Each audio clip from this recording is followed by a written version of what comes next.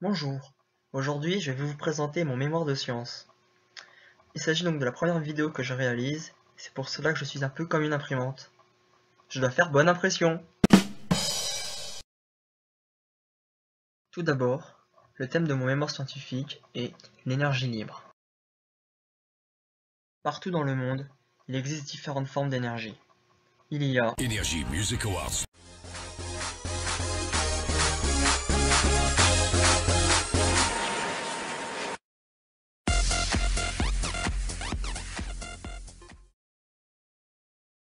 Bon, trêve de plaisanterie. Partout dans le monde, il y a de nombreuses sources d'énergie plus ou moins mises en avant.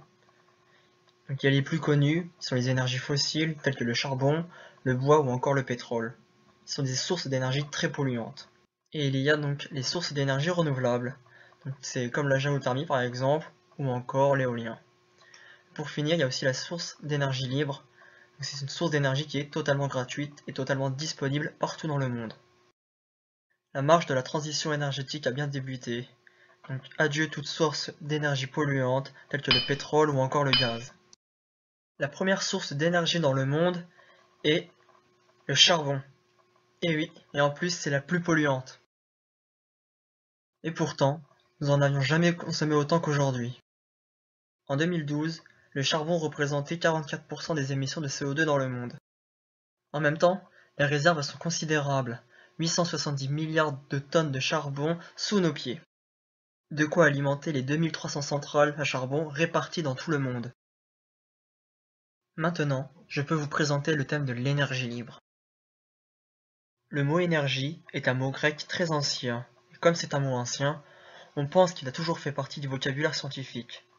Alors que pas du tout, c'est totalement faux. Pour les Grecs, le terme énergie, energia, désigne la force en tant qu'elle est en action. Le mot énergie est apparu sous la plume des scientifiques il y a seulement 3 siècles.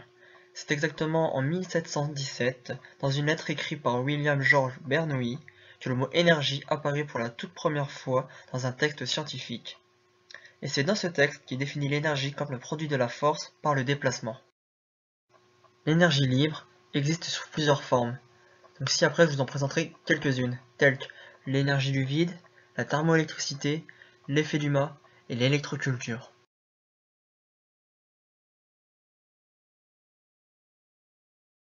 L'énergie du vide.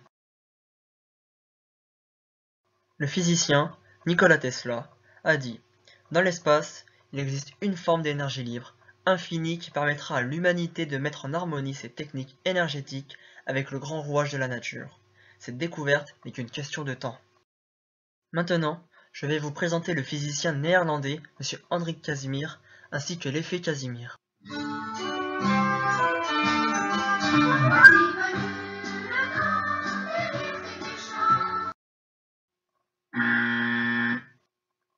Et non, l'effet Casimir n'a rien à voir avec le personnage de l'île aux enfants.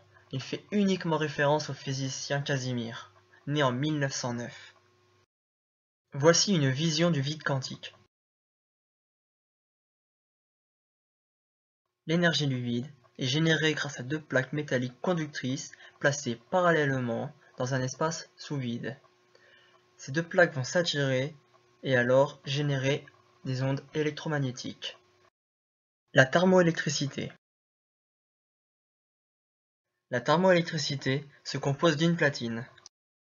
Lorsque l'on injecte un courant électrique au travers de la platine, celle-ci permet de réaliser un transfert de chaleur entre deux sources. Nous pouvons ici utiliser la platine comme génératrice de courant, c'est-à-dire qu'elle va générer un courant électrique grâce à une source chaude et une source froide d'une part et d'autre de celle-ci.